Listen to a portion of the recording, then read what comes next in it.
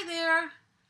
So I am vlogging today for a couple of things that I need to update on. Okay, first of all, I have not gotten both of my midterm grades back. I've only gotten one. So I'm a little bummed out about that. But the good news is that the one I got is good news. So first, I'll tell you the story. We went into crim class on Tuesday, and she said, okay, I finished grading them. The school has them. They're going to post them soon. But I have to tell you that this class was really disappointing, and I can't believe some of the things you guys didn't get. And, I mean, it was just this major downer. She made it sound like we bombed the midterm. So I was like, oh, crap. And we don't even have it back. I thought it was really mean. I think it kind of was mean of her to say all this negative stuff, but we don't even have it. So it's not like you could even look at it and go, oh, you know. Anyway, so the next day I got my midterm, and I emailed the professor because of the multiple state bar exam questions, the multiple choice questions. She was putting it on a curve because those are really hard, and we have not finished law school, and so they acknowledged the fact that our score is going to be low on those, but the real meat of the midterm was the essays. So I emailed her saying, well, I have the score, but I don't know what that grade is with the curve. And she emailed me back and said, well, actually, you set the curve. Your grade was the highest of the class. And I was like, what? So after having that major downer Tuesday night, I was totally excited. So then she emailed again like 5 minutes later and said, actually, you should know that your grade was the highest of all of the crim students this semester. So I did an obnoxious happy dance. If anybody watches the show The Middle, which I think is the funniest show ever, there is a character on there named Sue Heck, and she does these obnoxiously funny happy dances, and I rivaled her happy dance. So that's the good news. I feel really good about it. My contracts exam, I don't have back yet, so I just have to let it go. I'm a little irritated because my weekends are my time to hash things through and move them forward, and our final is in 3 weeks. And I'd really like to be able to study appropriately, especially since I tried a new technique of studying for this midterm. Que sera, sera. Anyway, so that's that.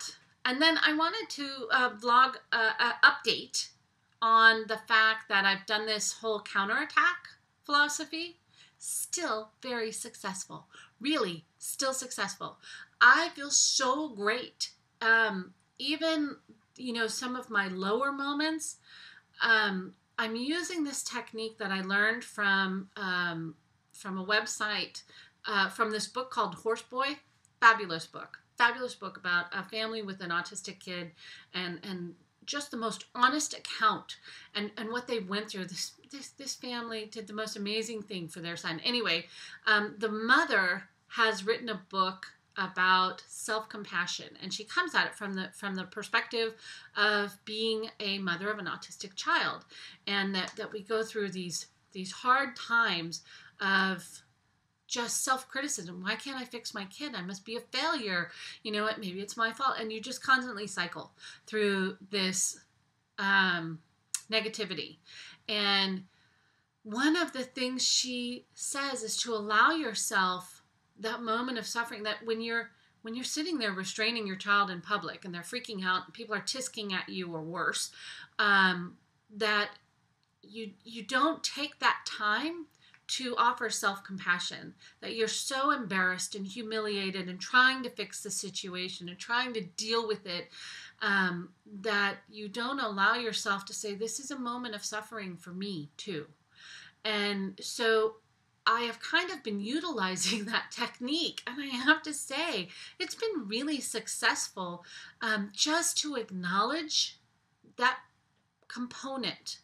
We're multidimensional, so I can be all those other things I need to be in order to handle a hard moment, and I can say this is a moment of suffering, because suffering is part of living, right? just like joy and love are part of living. So when I acknowledge it, I let it go, and I can move forward with gratitude and hopefully some grace. So I've been utilizing that technique in this new, and not new, but this positive energy and counterattack.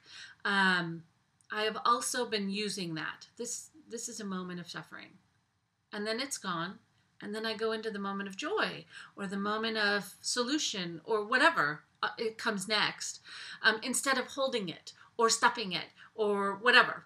So I offer that up as something I'm using. You know, I talk about study tools and all these things and parenting and whatever.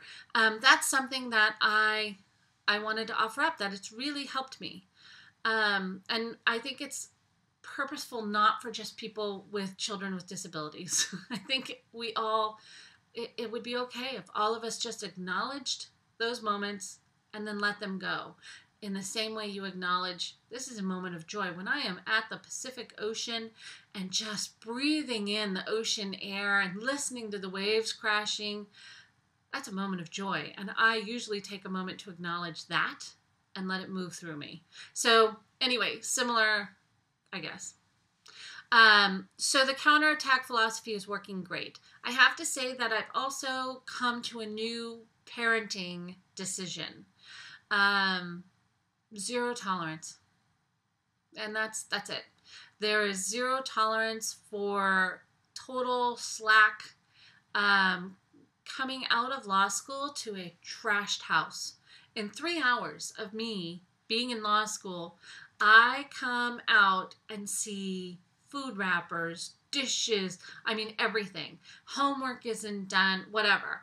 And I'm over it. So I think that the children have pushed me and my parenting as far as we're going to go.